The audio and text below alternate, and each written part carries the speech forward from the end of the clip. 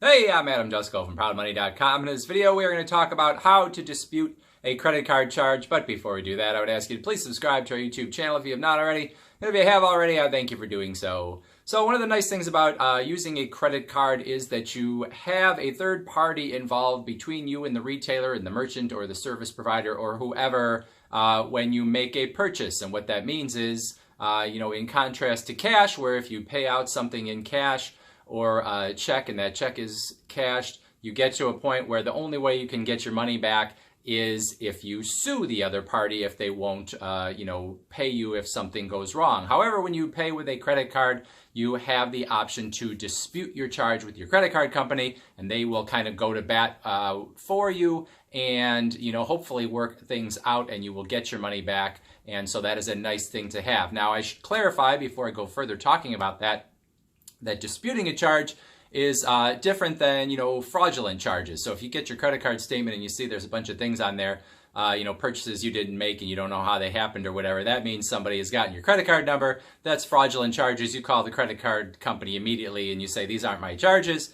This is, there's some sort of fraud here, and the credit card company, by and large, is going to shut your credit card down. They're going to take those charges off so that you don't have to pay them, and they're going to issue you a new credit card. So if there's fraud, you contact your credit card company immediately, and generally they will take care of it. Although I will tell you, if you suspect fraud, sometimes you should look close at the names and trying to figure out if there's any chance that you may have actually made a purchase and you just don't recognize the name on your credit card statement, because oftentimes merchants, what shows up on your credit card statement is not necessarily the name on the building or the name on the website when you made a purchase. I know many times I have seen things on my credit card statement and said, I didn't make that purchase, and thought I was going to go call up the credit card company, and then realized it was a gas station somewhere that, operated under a name very different from what was on their building.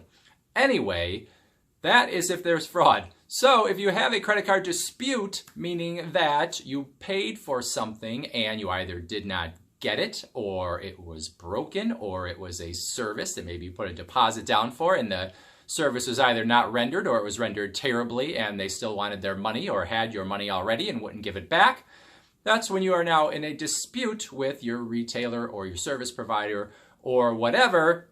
And if you have paid with your credit card, you now have some recourse to try to get your money back if they will not give you your money back. Now, the first thing your credit card company is going to tell you is that you should try to work it out with that merchant or service provider. So you should go to them, tell them what the issue is, and if it's a product that didn't show up, you give them the chance to get that product to you. If it's broken, you give them the chance to get you a new product. If it's a service, you give them the chance to give you your money back.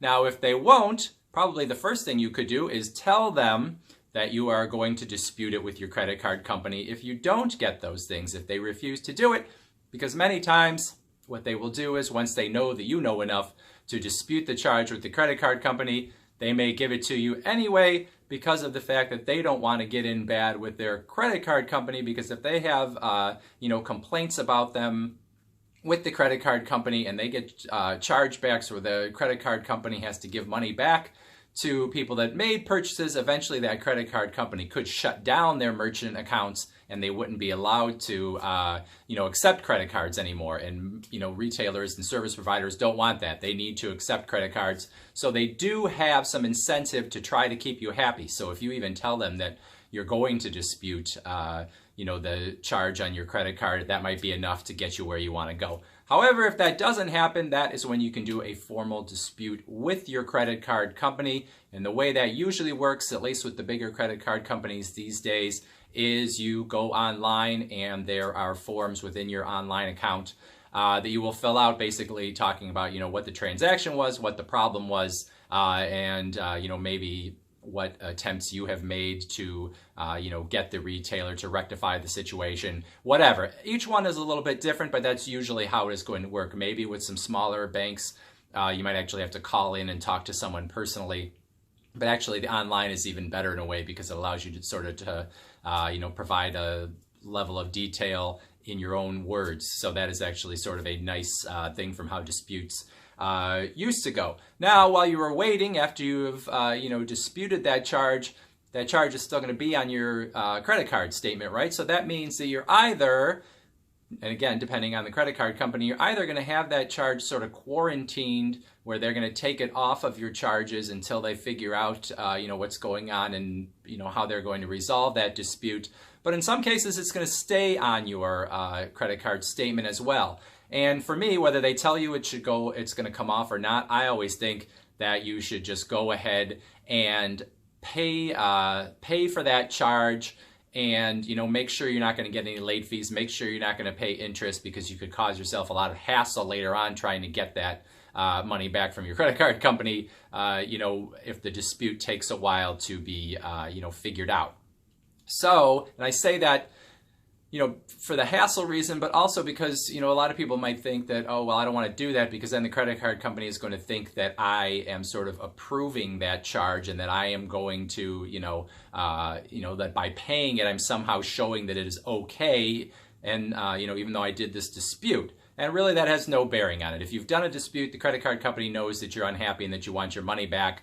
And so really, if they resolve it in your favor, that money is going to go back onto your credit card. You're going to get that statement credit, and you're either going to get that money back if it happens fast enough, or you'll have a statement credit that will go against some future purchases on your credit card. So don't worry about paying that as if maybe it seems like you're somehow affirming that the charge was good. If you've done the dispute, then your credit card company will take care of it. So then you sit and wait, basically, and your credit card company is going to talk to the merchant. They are going to see what the situation is. Many times, once the credit card company contacts the merchant, they aren't going to put up much of a fight for the same reason I said earlier. They don't want to lose their merchant account.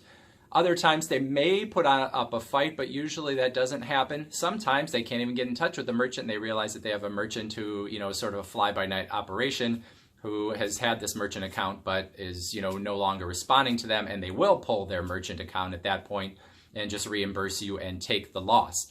However, one thing you should know is that when you do a dispute, or when you do disputes in general, part of the reason I say that, you have to make sure that you talk to the merchant first and you have to sort of exhaust your other possibilities, is because if you do too many disputes, what's going to happen is your credit card issuer is going to start thinking that you are the problem and not that the merchant is the problem. If you're constantly disputing things and saying that you didn't get what you bargained for or whatever, well, then it's going to start to look like the problem is you and that you're just never happy. And in that case, then your credit card company is going to have, a lot less motivation to, give you your money back and to take your side in things. So this is definitely sort of a tool to use very sparingly if you really have an issue where you can't work it out with the merchant and you absolutely feel like you have been wronged. That's when you do a credit card dispute. Otherwise, do not use this as a regular practice for sure.